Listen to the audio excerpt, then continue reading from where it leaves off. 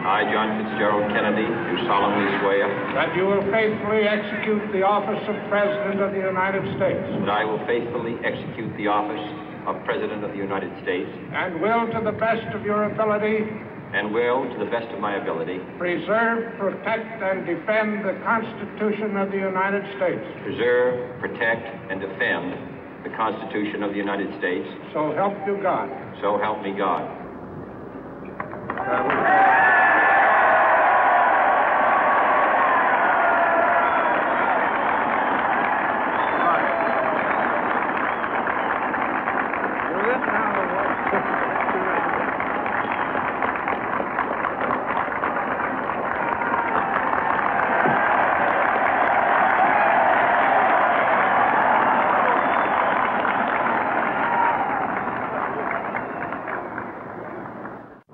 Vice President Johnson, Mr. Speaker, Mr. Chief Justice, President Eisenhower, Vice President Nixon, President Truman, Reverend clergy, fellow citizens. We observe today not a victory of party, but a celebration of freedom, symbolizing an end as well as a beginning, signifying renewal as well as change.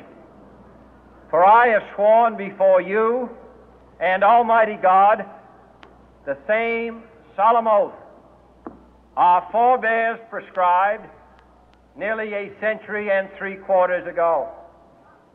The world is very different now, for man holds in his mortal hands the power to abolish all forms of human poverty and all forms of human life.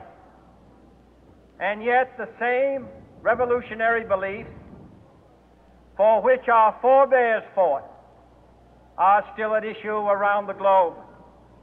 The belief that the rights of man come not from the generosity of the state, but from the hand of God. We dare not forget today that we are the heirs of that first revolution.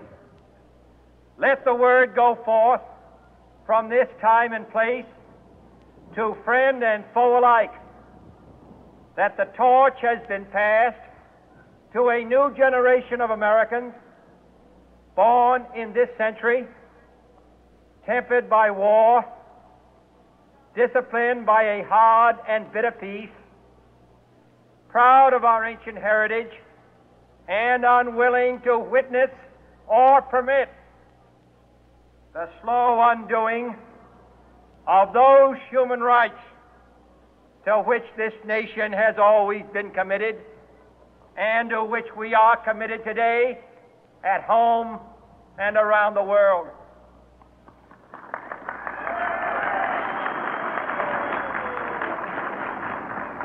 Let every nation know, whether it wishes us well or ill, that we shall pay any price, bear any burden, meet any hardship, support any friend, oppose any foe to assure the survival and the success of liberty.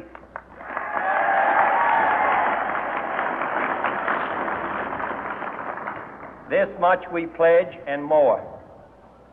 To those old allies whose cultural and spiritual origins we share, we pledge the loyalty of faithful friends. United, there is little we cannot do in a host of cooperative ventures. Divided, there is little we can do, for we dare not meet a powerful challenge at odds and split asunder. To those new states whom we welcome to the ranks of the free, we pledge our word that one form of colonial control shall not have passed away merely to be replaced by a far more iron tyranny.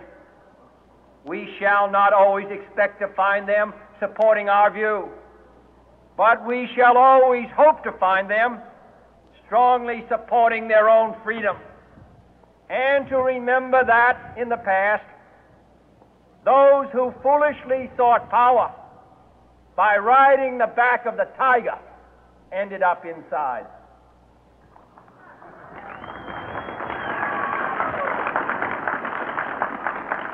To those people in the huts and villages of half the globe struggling to break the bonds of mass misery, we pledge our best efforts to help them help themselves for whatever period is required, not because the communists may be doing it, not because we seek their votes, but because it is right.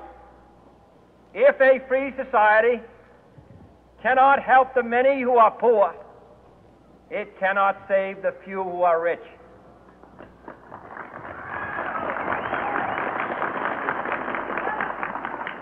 To our sister republics south of our border, we offer a special pledge to convert our good words into good deeds, in a new alliance for progress, to assist free men and free governments in casting off the chains of poverty. But this peaceful revolution of hope cannot become the prey of hostile powers. Let all our neighbors know that we shall join with them to oppose aggression or subversion anywhere in the Americas. And let every other power know that this hemisphere intends to remain the master of its own house.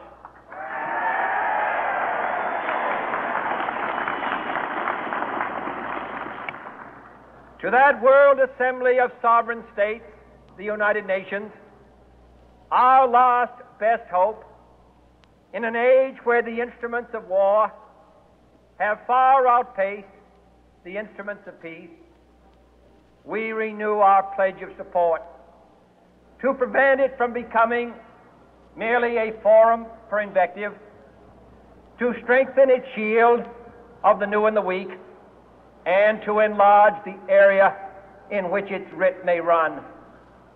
Finally, to those nations who would make themselves our adversary, we offer not a pledge, but a request that both sides begin anew the quest for peace. Before the dark powers of destruction, unleashed by science, engulf all humanity in planned or accidental self-destruction, we dare not tempt them with weakness, for only when our arms are sufficient beyond doubt can we be certain beyond doubt that they will never be employed.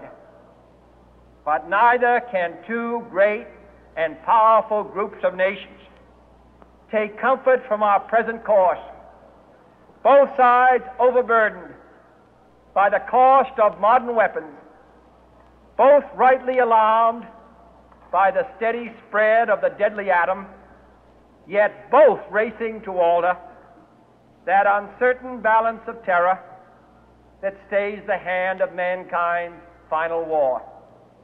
So let us begin anew, remembering on both sides that civility is not a sign of weakness, and sincerity is always subject to proof.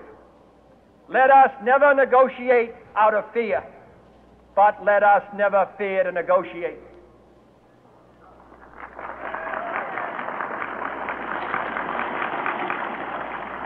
Let both sides explore what problems unite us, instead of belaboring those problems which divide us. Let both sides, for the first time, formulate serious and precise proposals for the inspection and control of arms, and bring the absolute power to destroy other nations under the absolute control of all nations.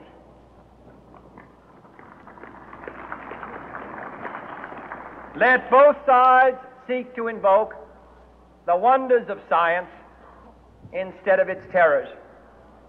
Together, let us explore the stars, conquer the deserts, eradicate disease, tap the ocean depth, and encourage the arts and commerce. Let both sides unite to heed in all corners of the earth the command of Isaiah to undo the heavy burden and let the oppressed go free.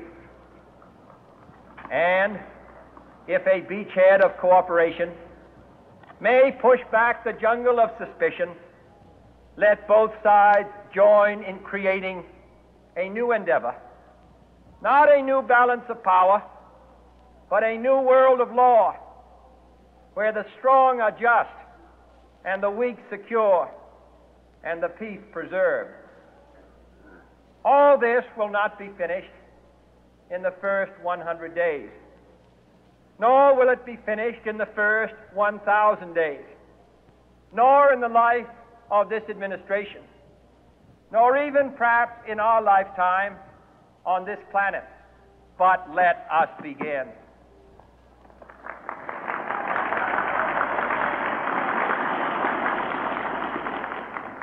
In your hands, my fellow citizens, more than mine, will rest the final success or failure of our course. Since this country was founded, each generation of Americans has been summoned to give testimony to its national loyalty. The graves of young Americans who answered the call to service surround the globe. Now the trumpet summons us again, not as a call to bear arms, though arms we need, not as a call to battle, though in battle we are, but a call to bear the burden of a long twilight struggle, year in and year out, rejoicing in hope, patient in tribulation, a struggle against the common enemies of man, tyranny, poverty, disease, and war itself. Can we forge against these enemies a grand and global alliance, north and south, east and west, that can assure a more fruitful life for all mankind? Will you join in that historic effort?